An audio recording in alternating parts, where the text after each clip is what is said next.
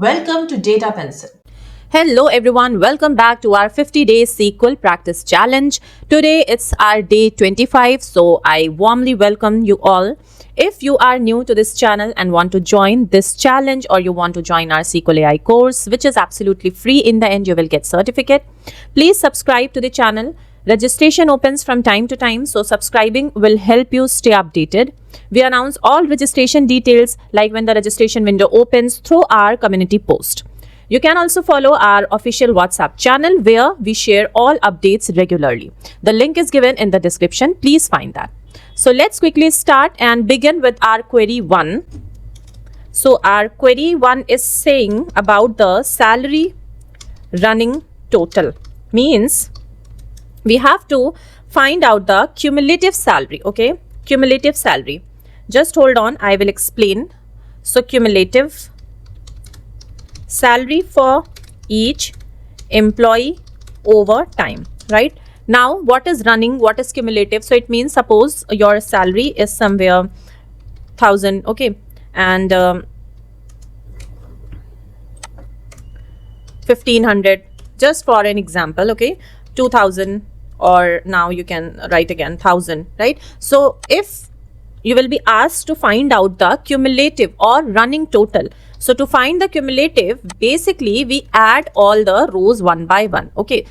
Now see carefully how to find cumulative. So for the first row, the salary will be 1000, cumulative salary will be 1000. For the second row, cumulative salary will be the addition of 1500 and the 1000. So this will be 2500.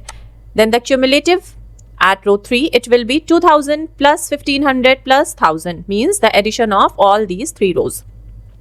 So it will be 4500, okay, and then the last, this is 1000, so here cumulative will be this one, means we have to add the rows step by step. Okay, now we have to find out the salary running total. So for this we need to select a column, and employee ID is must here, salary is must here.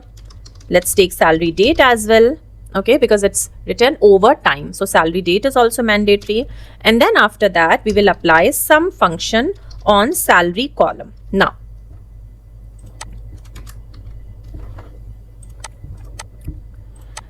over which view, guys, one thing to notice here, that if we use only sum function, okay, if we use only sum function, then our result will be the addition of all these four rows, means simple 5500, right? But here we are using Windows function, correct? We are using Windows function, means we are not going to dissolve each row. Each row will be there as it is, okay? Only thing, the one cumulative column will be added, correct? So that's why the window function is able to give us this cumulative value. See very carefully, then things will be clear. Now we have to create a view over which we are going to apply this window function, which is sum function here, right?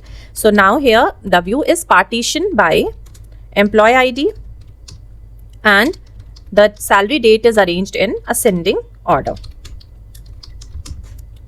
and this column's name is running total. Running salary we can write. Now from clean salaries table. Okay, so now once you will run it, you will see the difference. Partition. Okay, now let's run this again. Here you have the clear picture. So see guys, for employee whose ID is 1, the salary is this, the cumulative or running salary is this, right? Now where employee ID is 100, so here you can see the running salary for the first row is 45,000, and for the second row it comes after adding these two values, right? Now let's see the value for, we can check it for 126 employee ID, whose employee ID is 126. So here the first cumulative salary is this 1,16,000, okay, and then at last in the second row this result came after adding these two values, okay, and the third one, this came after adding all these three values, okay. So when we did the partitioning by employee ID and arrange the salary date in ascending manner, we can see that we have our cumulative salary, okay, salary. Now come to our second query, and it is asking for the attendance running count. Okay, basically we have to find total attendance count over time. Now how to solve this one? Here the columns that we need to select will be employee ID, of course, attendance date, of course, because it's over time written. Okay, after that we will use the count function. Here we use the sum function, and in query second we will use the count function, okay, over the view, which is partitioned by again employee ID, and ordering will be done by attendance date in ascending manner. Okay, and then all these things are available in the attendance table. So once you will run it, you will see your result. So just do it on your own, guys. If you will find any difficulty, just do let me know in the comment section.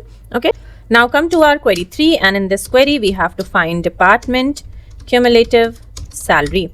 Means we have to find the total salary accumulated in each department over time. This is it. Okay, so how can you do, how to think for this? We have to do the grouping of departments, right? Here the columns that are needed to select is department ID column, salary date column. Then we will have to use the sum function on salary column, right? Then we have to create a view over which we are going to use this sum function, sum window function. So the view will be get partitioned by department ID, and salary date has to be arranged in ascending manner, right? And then we will simply write our table name from which we are getting all these data. So just do it, guys, on your own. It is absolutely same the queries we did earlier. Okay, if by chance you find any difficulty, please do let me know in the comment section. Okay, I will try to help you out from that. Now let's end day 25, and tomorrow we will start our day 26. So stay tuned and keep practicing. Take care. Bye bye.